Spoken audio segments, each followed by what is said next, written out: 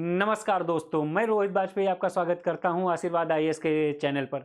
और आज हम लोग स्टार्ट करेंगे हिंदी का एक बहुत महत्वपूर्ण टॉपिक जिसे कहा जाता है शब्द।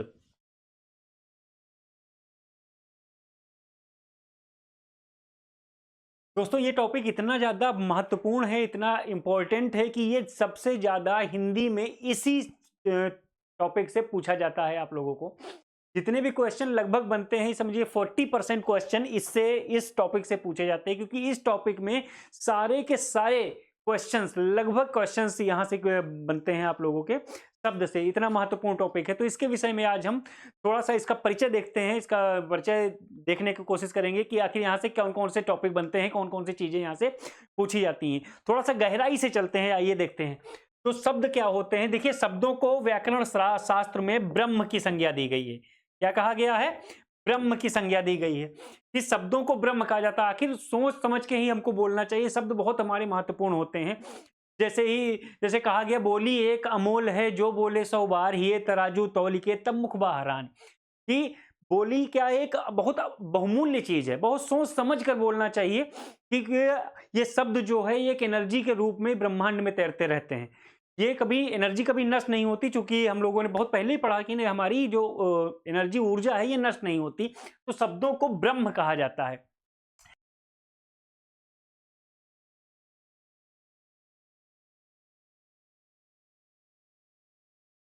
तो शब्दों को दो भागों में विभाजित किया जाता है। अच्छा, शब्द होते क्या हैं?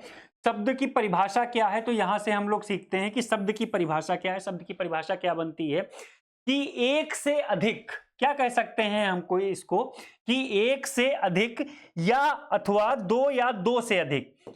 एक से अधिक, ध्यान से देखिएगा, शब्दों की परिभाषा में ही शब्द का असली मतलब छुपा हुआ है। एक से अधिक अथवा दो या दो से अधिक।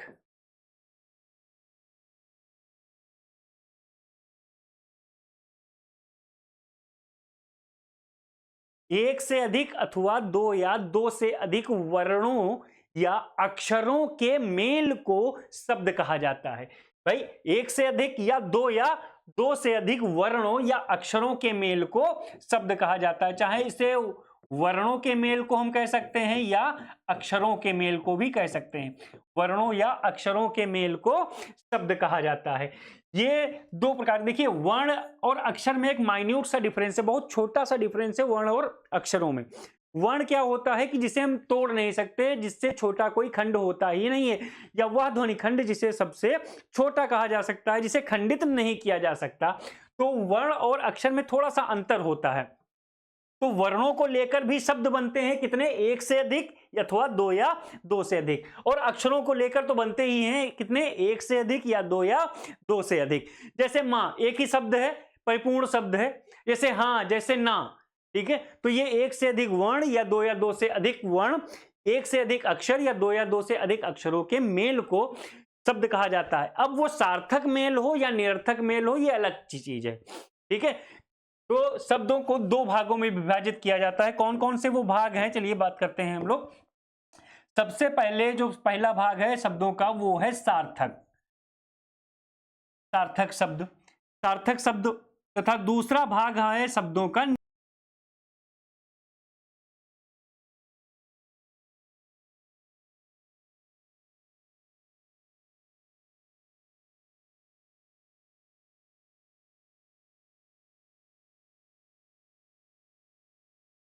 सार्थक शब्द अथवा निरर्थक शब्द, ठीक है।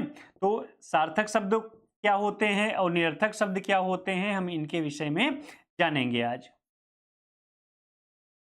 निरर्थक शब्द और पहला क्या है? सार्थक शब्द। देखिए, आप लोगों को विजुअल लग रहा होगा।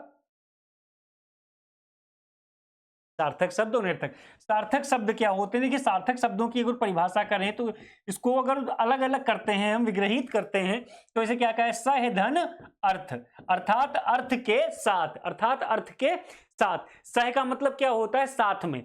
और अर्थ का मतलब क्या होता है? अर्थ के साथ। अर्थात कहा गया कि जो शब्द अपने अर्थ के साथ आते हैं उन्हें सार्थक शब्द कहा जाता है, ठीक है। जो हम लोग दैनिक बोलचाल में शब्दों का प्रयोग करते हैं, जितने भी प्रकार के शब्द जिनका कोई मायने, कोई अर्थ, कोई तात्पर्य होता है, वो सभी क्या कहलाते हैं? सार्थक शब्द कहलाते हैं। अर्थात जो अर्थ के साथ आते हैं वो सार्थक शब्द कहलाते हैं। निरर्थक शब्द का क्या मतलब होता है? निरर्थक शब्द को विग्रहित करते हैं हम तो नि धन अर्थ, अर्थात अर्थ के बिना या अर्थ रहित।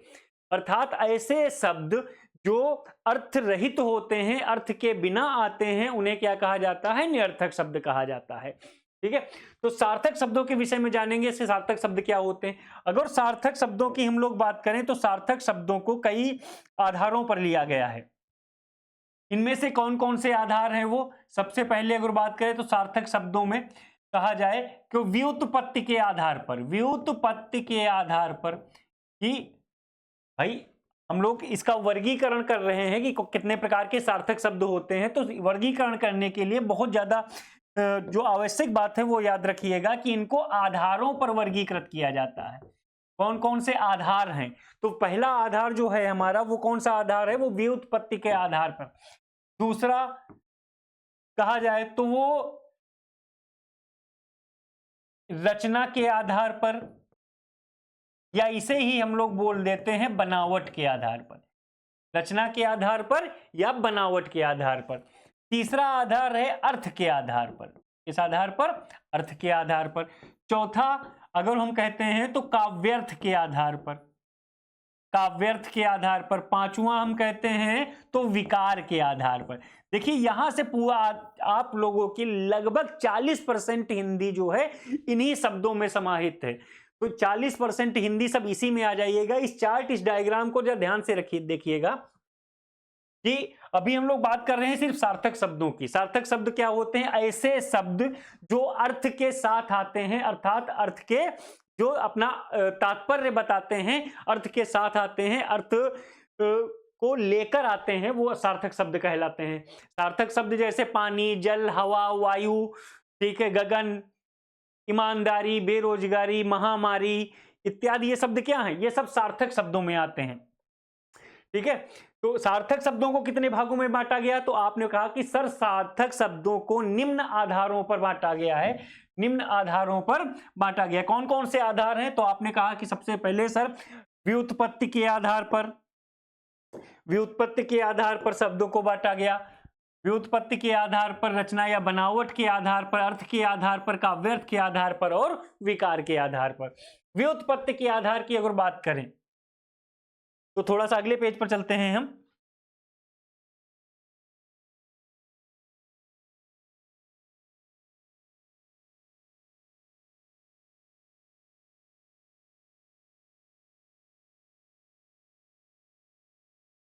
व्युत्पत्ति के आधार पर शब्दों को बांटा गया है 5 प्रकार से। कितने प्रकार से बांटा गया है? 5 प्रकार से। ठीक है, कौन कौन से वो 5 प्रकार हैं? सबसे पहले तत्सम शब्द, तद्भव शब्द, देशज शब्द, विदेशज शब्द तथा संकर शब्द। कितने प्रकार के हो गए? 5 प्रकार के। कौन कौन से? तत्सम, तद्भव, देशज, विदेशज और संकर शब्द। ये व्युत्पत्ति के आधार पर शब्दों को इतने भागों में बांटा गया। बहुत महत्वपूर्ण यहां से आप लोगों को जो विषय वस्तु मिली है। देखिए तत्सम शब्द पूछे जाते हैं, बहुत ज्यादा पूछे जाते हैं। ठीक है, तद्भव है, देशज है, विदेशज है और संकर शब्द हैं। ठीक है, दूसरा आधार हमारा हो जाता है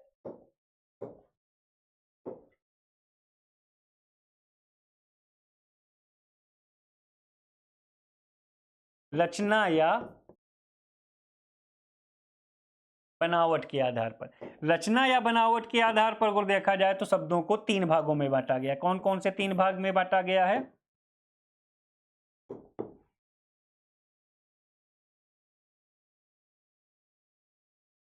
रूढ़ शब्द,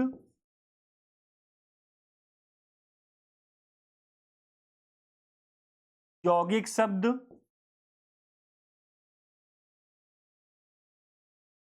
और योग रूढ़ शब्द। रूढ़ शब्द, यौगिक शब्द और योग रूढ़ शब्द। ठीक है, तो ये 3 प्रकार के यहां से रचना या बनावट के आधार पर बांटा गया, 3 प्रकार के शब्दों को बांटा गया। फिर उसके बाद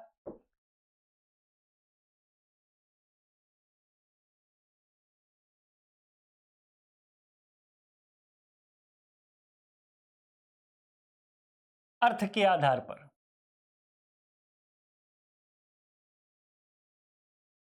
अर्थ के आधार पर शब्दों को बांटा गया 5 प्रकार से। कौन कौन से?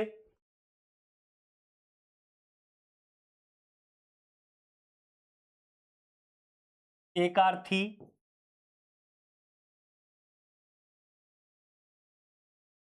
अनेकार्थी, समानार्थी,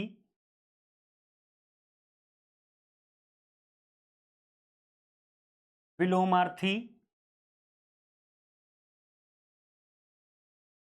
और श्रुतिसम भिन्नार्थक। एकार्थी शब्द, अनेकार्थी शब्द, समानार्थी शब्द, विलोमार्थी शब्द तथा श्रुतिसम भिन्नार्थक शब्द। ठीक है, तो सबसे पहला हमारा आधार कौन सा था? व्युत्पत्ति के आधार पर। दूसरा आधार कौन सा? रचना या बनावट के आधार पर। तीसरा आधार कौन था? अर्थ के आधार पर। चौथा आधार हमारा होता है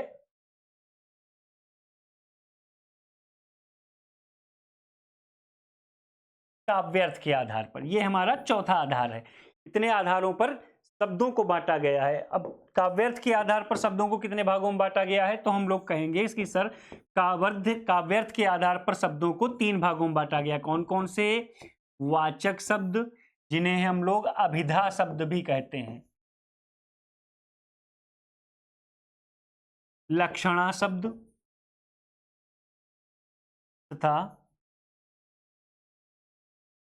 व्यंजना शब्द। वाचक शब्द, लक्षणा शब्द और व्यंजना शब्द, ये 4 प्रकार से बांटा गया है हम लोगों को। अब बात करते हैं तत्सम शब्दों की। भाई ये तत्सम शब्द क्या होते हैं? व्युत्पत्ति के आधार पर शब्दों को शब्दों को बांटा गया कितने प्रकार से? 5 प्रकार से। तत्सम शब्द क्या होते हैं? ऐसे शब्द जो संस्कृत की वांग्मय से ज्यों के त्यों ले लिए गए हैं। कैसे ले लिए गए हैं? बिना किसी बदलाव के लिए गए हैं। वो क्या कहलाते हैं? तत्सम शब्द कहलाते हैं। ऐसे शब्द जो संस्कृत की वांग्मय से ज्यों के त्यों लिए गए हैं, उन्हें क्या कहा गया? तत्सम। तोड़ के अगर लिखते हैं तो हम लोग क्या लिखते हैं? तत् धन सम, अर्थात तत्सम। परिभाषित रूप से कहा जाए तो ऐसे शब्द जो संस्कृत की वांग्मय से ज्यों के त्यों लिए गए हैं, बिना किसी परिवर्तन के। यहां से एक क्वेश्चन बनता है कि वो कौन से शब्द हैं जिनका ध्वनि परिवर्तन नहीं होता? वो कौन से शब्द हैं जिनका ध्वनि परिवर्तन नहीं होता? तो आप बताएंगे सर वो तत्सम शब्द हैं जिनका ध्वनि परिवर्तन नहीं होता। वो जैसे संस्कृत में प्रयोग किए जाते हैं वैसे ही वो हिंदी में प्रयोग किए जाते हैं, इनका ध्वनि परिवर्तन नहीं होता, इसीलिए इन्हें क्या कहा गया? तत्सम शब्द कहा गया, ज्यों के त्यों कहा गया। जैसे कहा जाए कि अर्ध, अर्ध, अर्ध का मतलब होता है आधा। ये कैसा शब्द है? अर्ध तत्सम शब्द है। कैसा शब्द है? तत्सम शब्द है। ठीक है, तो इसका तद्भव क्या हो जाएगा? इसका तद्भव हो जाएगा आधा। ठीक है, तो अर्ध कैसा शब्द है? तत्सम शब्द है। ठीक है, फिर आते हैं तद्भव शब्द पर। भाई अभी हमने बताया कि अर्ध कैसा शब्द है? तत्सम शब्द है, तो इसका जो विकृत रूप है वो कहलाता है तद्भव। अर्थात ऐसे शब्द, कैसे शब्द? ऐसे शब्द जो संस्कृत के तत्सम शब्दों का अशुद्ध रूप होते हैं, संस्कृत के तत्सम शब्दों का अशुद्ध रूप होते हैं, वो कहलाते हैं तद्भव। तद धन भव, अर्थात उनसे उत्पन्न हुए, उनसे उत्पन्न हुए। अर्थात ऐसे शब्द जो संस्कृत के तत्सम शब्दों का अशुद्ध रूप होते हैं वो क्या कहलाते हैं? तद्भव कहलाते हैं। जैसे अर्ध तत्सम था तो आधा क्या हुआ? उसके तद्भव हो गया। चंद्र तत्सम है तो चंद्रमा क्या हो गया? या चंदा कहा जाए, चंदा क्या हो गया? ये तद्भव शब्द हो गया। ठीक है, फिर आते हैं देश शब्दों में। देश शब्दों की परिभाषा क्या है? देश धन ज, देश धन ज, अर्थात जा का मतलब होता है जन्म लेना या उत्पन्न होना। अर्थात ऐसे शब्द जो किसी भी भाषा से नहीं लिए गए, जो समय समय पर आवश्यकता अनुसार मानव ने अपने देश में स्वयं निर्मित कर लिए, वो क्या कहलाए? वो देशज शब्द या देसी शब्द कहलाए। जैसे जैसे हम लोग बोल देते हैं कि तमाचा, तमाचा कैसा शब्द है? तमाचा देसी शब्द है, देशज शब्द है। ठीक है। कटोरा कैसा शब्द है? देशज शब्द है। ठीक है। फुल देसी शब्द होते हैं, ये क्या कहलाते हैं? ये क्या कहलाते हैं? ये देशज कहलाते हैं। इनमें से इससे एक क्वेश्चन क्या बना था कि ऐसे कौन से शब्द हैं जिनको हिंदी भाषा से परिष्कृत नहीं किया जा सकता? ऐसे कौन से शब्द हैं जिन्हें हिंदी भाषा से परिष्कृत या पृथक नहीं किया जा सकता? तो वो देशज शब्द होते हैं। पृथक मतलब अलग करना। ऐसे शब्द जिनको हिंदी भाषा से अब अलग नहीं किया जा सकता, वो कौन से शब्द होते हैं? वो देशज शब्द होते हैं। ये क्वेश्चन बना था। ठीक है। फिर विदेशज, विदेशज का मतलब है विदेश धन ज, विदेश धन ज, अर्थात अर्थात विदेश में जन्म लेने वाले ऐसे शब्द जो विदेशी भाषाओं जैसे अरबी, फारसी, Chinese, Italian, Russian, German, French इत्यादि भाषाओं से हिंदी भाषा में स्वीकार कर लिए गए हैं, वो क्या कहलाए? विदेशज कहलाए, अर्थात विदेश में जन्म लेने वाले कहलाए। जैसे चाय, चाय कैसा शब्द है? चाइनीज शब्द। हम लोग उसका प्रयोग रेगुलरली करते हैं, हमारी भाषा में आ गया है कि चाय लाओ, चाय दीजिए। तो चाय कैसा शब्द है? ये चाइनीज शब्द आ जाता है हमारा। ठीक है। तो ये कैसा शब्द हो गया? चाइनीज हो गया। चाय हो गया, लीची हो गया, चीकू हो गया, ये चाइनीज शब्द हैं। ठीक है। हमारी भाषा के नहीं, लेकिन हिंदी भाषा में आ गए हैं, तो ये क्या कहलाए? ये विदेशज शब्द कहलाए। फिर होता है संकर शब्द। संकर शब्द कैसे शब्द होते हैं? ऐसे शब्द जो दो भाषाओं से मिलकर बने हैं, ऐसे शब्द जो दो भाषाओं से मिलकर बने। इनके विषय में विशेष रूप से बात ध्यान रखना कि क्या बात आपको ध्यान रखने योग्य है कि दो भाषाओं से, दो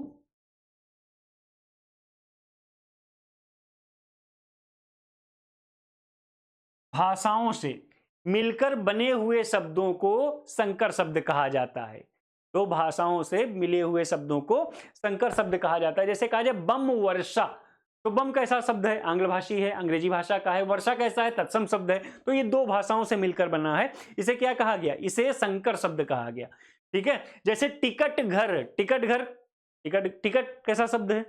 टिकट आंग्ल भाषी इंग्लिश भाषा का शब्द है, और इससे घर कैसा शब्द है? ये देसी शब्द है, देशज शब्द है। तो ये क्या कहलाया? ये कहलाया संकर शब्द कहलाया। ठीक है। तो उत्पत्ति के आधार पर जो शब्दों को बांटा गया है वो कितने प्रकार से बांटा गया? ये बात याद रखें, 5 प्रकार से बांटा गया। तत्सम शब्द, तद्भव शब्द, देशज शब्द, विदेशज शब्द और संकर शब्द। फिर बात करते हैं रचना या बनावट के आधार पर। रचना या बनावट के आधार पर शब्दों को कितने भागों में बांटा गया? 3 भागों में बांटा गया। कौन कौन से? रूढ़ शब्द, यौगिक शब्द और योग रूढ़ शब्द। रूढ़ शब्द, यौगिक शब्द और योग रूढ़ शब्द। रूढ़ शब्द क्या होते हैं? ऐसे शब्द जिनकी व्युत्पत्ति नहीं होती, ऐसे शब्द जिनकी व्युत्पत्ति नहीं होती क्या कहलाते हैं? रूढ़ शब्द कहलाते हैं। जिनको तोड़ने पर कोई अर्थ नहीं निकलता, इनको तोड़ने पर कोई अर्थ नहीं निकलता, वो रूढ़ शब्द कहलाते हैं। जैसे जैसे बहुत सारे शब्द हैं, दे दिया गया रूढ़ शब्दों में आ जाते हैं। जैसे कह दिया गया चंद्र, चंद्र को चा अलग कर दो, ता अलग कर दो, दा अलग कर दो, तोड़ने में कोई अर्थ नहीं निकलेगा, या तोड़ने पर कोई अर्थ नहीं निकलता। ये भी कह सकते हैं कि इनको तोड़ने पर कोई अर्थ नहीं निकलता। आप लिख सकते हो कि ये तोड़ने पर अर्थविहीन होते हैं, अर्थ विहीन हो जाते हैं। वो क्या कहलाते हैं? वो रूढ़ शब्द कहलाते हैं।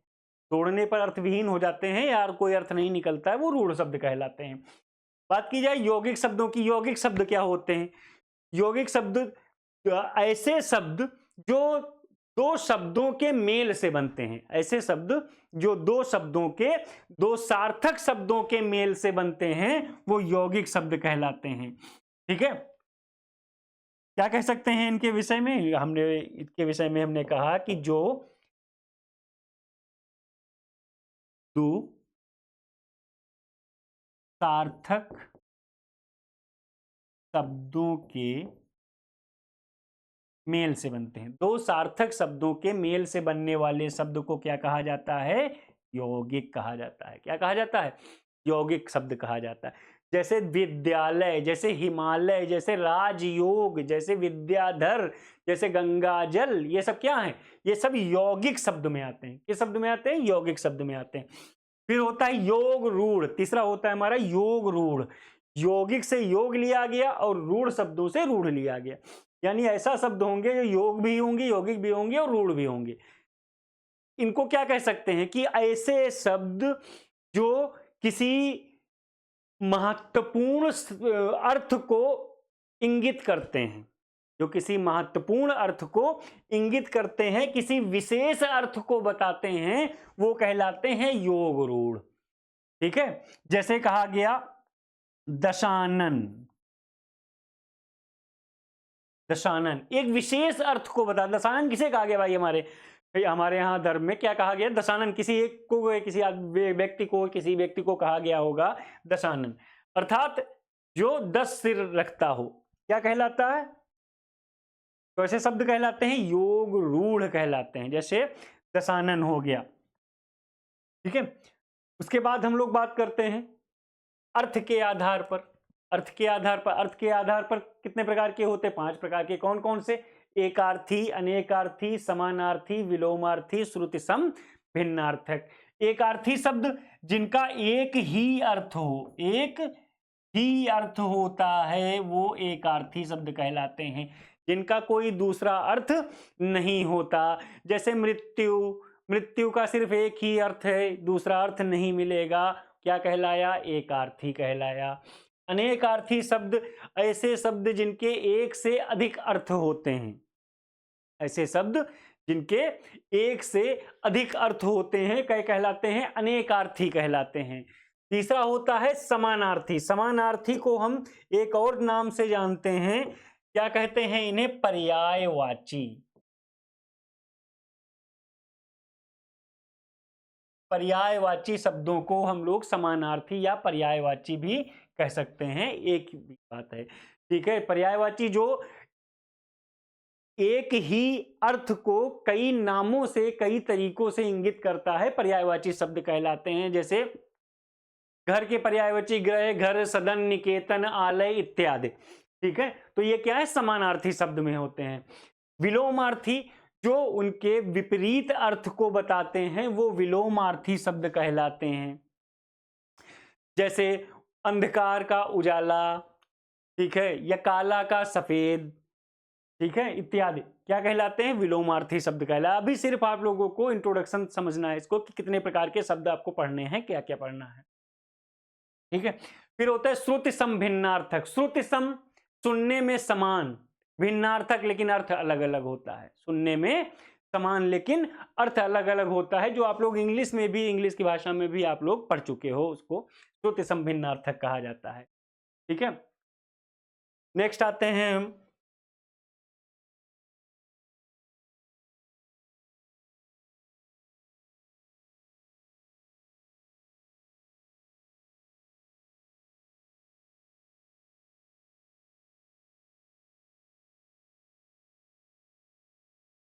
विकार के आधार पर।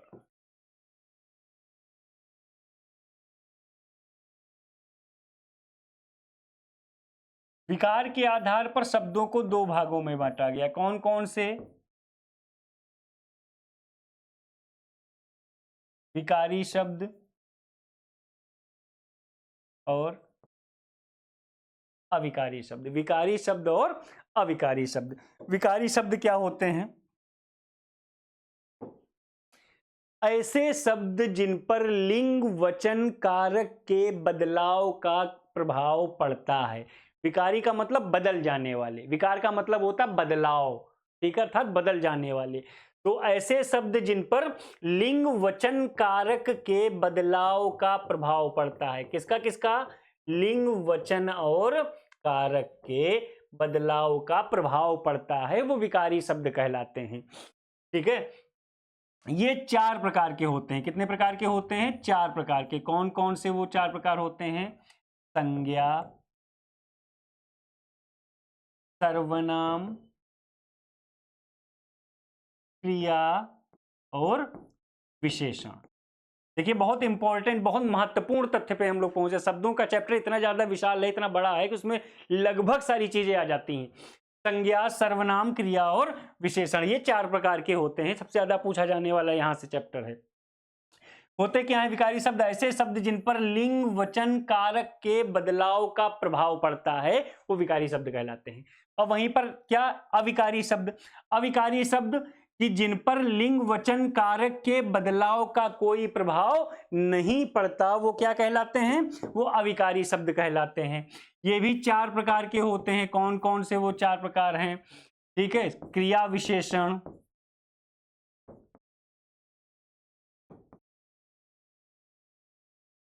संबंध बोधक, समुच्चय बोधक,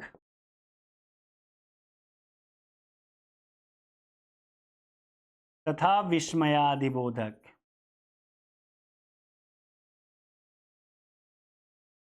क्रिया विशेषण, संबंध बोधक, समुच्चय बोधक तथा विस्मयादि बोधक। ठीक है, तो इतना शब्दों के चैप्टर में आप लोगों को पढ़ना है। शब्द में इतना सारा चीजें, इतनी सारी चीजें आ जाती हैं। लगभग 40% चीजें आपको सिर्फ शब्दों में ही मिल जाएंगी। शब्दों का चैप्टर इतना विशाल है। ठीक है, तो आते हैं हम लोग। ठीक है, एक बार फिर से रिवीजन करते हैं इसका, देख लेते हैं कि शब्द क्या होते हैं। भाई, एक से अधिक अथवा 2 या 2 से अधिक वर्णों या अक्षरों के मेल को शब्द कहा जाता है। शब्दों को व्याकरण में, साहित्य में ब्रह्म की संज्ञा दी गई है। ये 2 प्रकार के होते हैं, सार्थक शब्द और निरर्थक शब्द।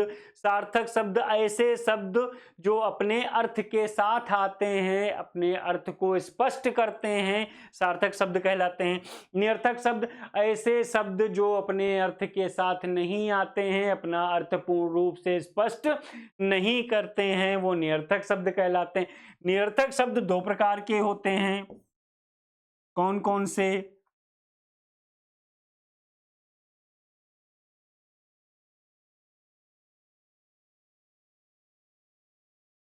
अल्प और पूर्ण। अल्प निरर्थक कौन से होते हैं? जो ऐसे निरर्थक शब्द जो कई जगहों पर प्रयोग किए जाते हैं, कई जगहों पर प्रयोग किए जाते हैं, अल्प निरर्थक कहलाते हैं। जैसे शब्द दे दिए गए, रोटी, टोटी, हमारी भाषा में नहीं है लेकिन अन्य किसी भाषाओं में ये जो सार्थक बन जाते हैं वो अल्प निरर्थक कहलाते हैं। रोटी, सोटी, चाय, शाय, जैसे कहा गया चाय शाय ले आओ, चाय शाय, पानी वानी इत्यादि ऐसे शब्द क्या होते हैं? ये अल्प निरर्थक कहलाते हैं या आंशिक निरर्थक कहलाते हैं। पूर्ण निरर्थक क्या होते हैं? जो ध्वन्यात्मक होते हैं। कैसे होते हैं? ध्वन्यात्मक, अर्थात ध्वनि को प्रदर्शित करते हुए जो शब्द बताए जाते हैं वो पूर्ण निरर्थक। वो किसी भी भाषा में क्या कहलाते हैं? निरर्थक ही रहते हैं। जैसे कहा गया चट, जैसे कहा गया टन, घंटे की बजने की आवाज टन, चट, धड़ाम, दुड़ूम, ठीक है, इत्यादि ये शब्द क्या कहलाते हैं? ये पूर्ण निरर्थक कहलाते हैं। ये हर भाषा में वैसे ही रहेंगे, खन, सन इत्यादि। ठीक है, तो ये निरर्थक शब्द। सार्थक शब्दों को क्या आप लोगों ने पढ़ा कितने भागों में बांटा गया? सार्थक शब्दों को कुछ आधारों पर बांटा गया। कौन कौन से आधार होते हैं? कि सबसे पहले व्युत्पत्ति के आधार पर, फिर उसके बाद रचना या बनावट के आधार पर, व्युत्पत्ति के आधार पर, रचना या बनावट के आधार पर, अर्थ के आधार पर, काव्यर्थ के आधार पर और विकार के आधार पर। कौन कौन से? व्युत्पत्ति के आधार पर, रचना या बनावट के आधार पर, अर्थ के आधार पर, काव्यर्थ के आधार पर और विकार के आधार पर। ठीक है, नेक्स्ट आते हैं हम लोग। व्युत्पत्ति के आधार पर शब्दों को कितने भागों में बांटा गया? तो व्युत्पत्ति के आधार पर शब्दों को 5 भागों में बांटा गया। कौन कौन से? तत्सम, तद्भव, देशज, विदेशज और संकर शब्द। तत्सम शब्द क्या होते हैं? ऐसे शब्द जो संस्कृत की वांग्मय से ज्यों के त्यों ले लिए गए हैं, वो तत्सम शब्द कहलाते हैं। तद्भव क्या होते हैं? ऐसे शब्द जो संस्कृत के तत्सम शब्दों का अशुद्ध रूप होते हैं, वो क्या कहलाते हैं? तद्भव शब्द कहलाते हैं। देशज शब्द क्या होते हैं? ऐसे शब्द जो समय समय पर आवश्यकता अनुसार मानव ने अपने देश में स्वयं निर्मित कर लिए, वो क्या कहलाते हैं? देशज शब्द कहलाते हैं।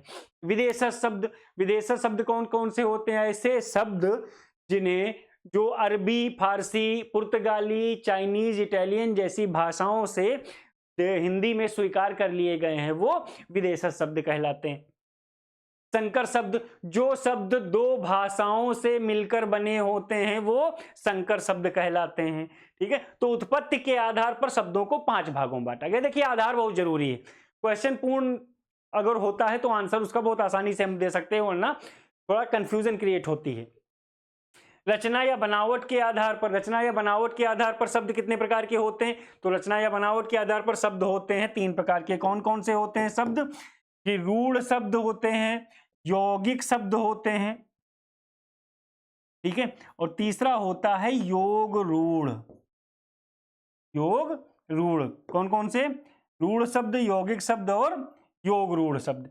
ये 3 प्रकार के किस आधार पर होते हैं?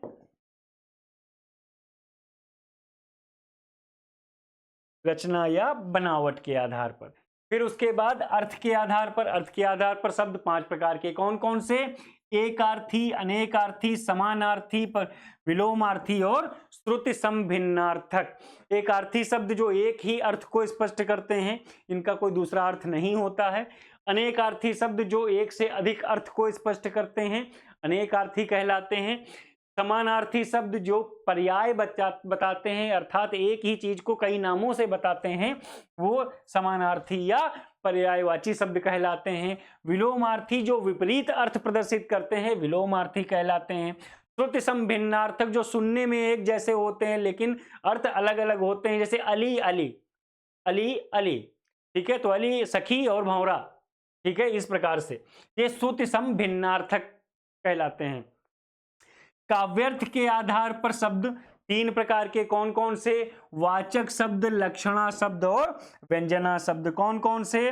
वाचक शब्द, लक्षणा शब्द और व्यंजना शब्द। क्या कहा गया? वाचक शब्द इनके विषय में कहा गया, वाचक मुख्यार्थे, लक्षणा लक्षणार्थे, व्यंजना प्रयोजनार्थे च। अर्थात ऐसे शब्द जो मुख्य अर्थ को बताते हैं। क्या बताते हैं? मुख्य अर्थ को, वो कहलाते हैं वाचक। वाचक शब्द या अभिधा शब्द कहलाते हैं जो मुख्य अर्थ को बताते हैं, जिनका और कोई दूसरा अर्थ नहीं होता। जैसे घर, घर का मुख्य अर्थ क्या है? घर ही होता है, ठीक है। दूध, दूध का अर्थ क्या है? दूध ही होता है, ठीक है। तो ये मुख्य अर्थ को बताते हैं, ये वाचक कहलाते हैं। लक्षणा, ऐसे शब्द जो मुख्य अर्थ ना होकर लक्षणार्थ प्रकट किए जाते हैं। जैसे कहा गया सिंह समान,